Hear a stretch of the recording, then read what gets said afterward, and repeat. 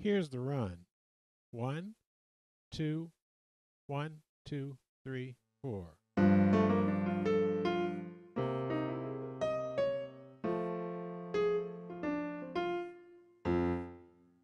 I'll do it one more time.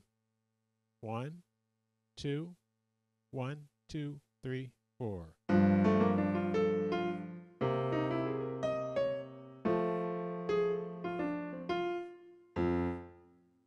Now let me go ahead and break down the notes for you, and then after that I'll give you a little bit of theory on it. So here we go. So when I started off, my notes were A, B flat, D, F, A, F. Okay, and it started right after beat 1, in between beats 1 and 2. So it's like 1. Okay, second part of the run. So the notes are D sharp, E, G sharp, B flat, D sharp, C sharp. And then the third part of the run is A flat leading to the A here, F, D, C. Okay, so first part of the run is here, 1. Second part, third part. Okay, so those are your notes. Let me go ahead and show you an easier way to remember it. Now, first of all, I should mention that this run here is based off of a 2-5-1 progression in the key of F. Okay, so in the key of F, our 2 is going to be the G, so our chord is a G minor 7 chord, G, B flat, D, and F. It's based off of that chord. The 5 chord is a C dominant 7th chord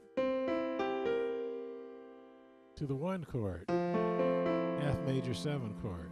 Okay, but we're not playing the chords like that, but we can use those chords as a basis for thinking of our run. What I mean by that is this. The G minor 7 chord is that chord there. So what we're going to do when we start off the run, we're going to concentrate on these notes here. So the B flat, the D, and the F. What I'm going to do is I'm going to lead into the B flat from a half step below. So A to the B flat, play the rest of the notes, F, or D I mean, then F. And then what I'm going to do is I'm going to add an A up here, which is the 9th of that chord. So it's like this. Okay, so another way of thinking of it is if you look at the actual notes that are being played, I'm leading into a B flat major 7 chord in root position. So in other words, a B flat major 7 chord in root position is B flat, D, F, and A. So all I do is I lead into that from a half step below. And I come back down. And then for the second chord is a C based off of a C dominant 7th chord, but it has some alterations in it.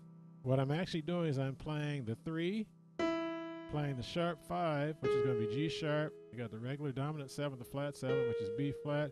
And I got the sharp 9 up here, which is going to be D sharp.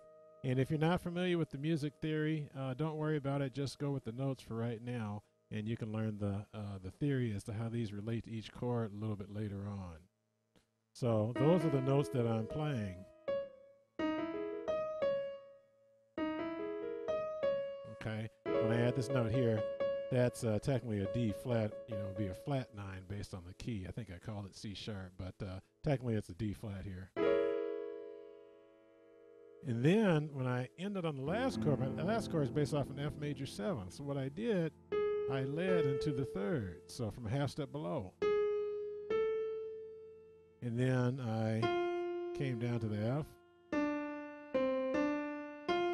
Okay, so you can see the run that I'm playing here is built directly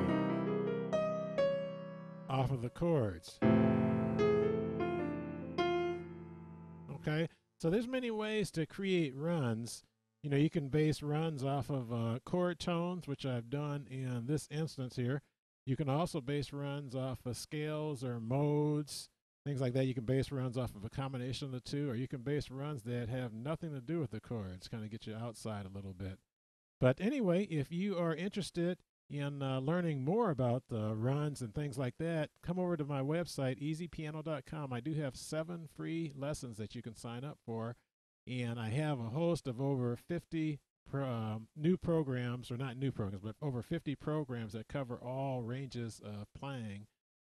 They cover theory, there's song-based lessons, there's a lot to choose from. I even have a course that teaches you improvisation. It contains about 51 videos, and we learn all the scales and modes and a whole bunch of other things.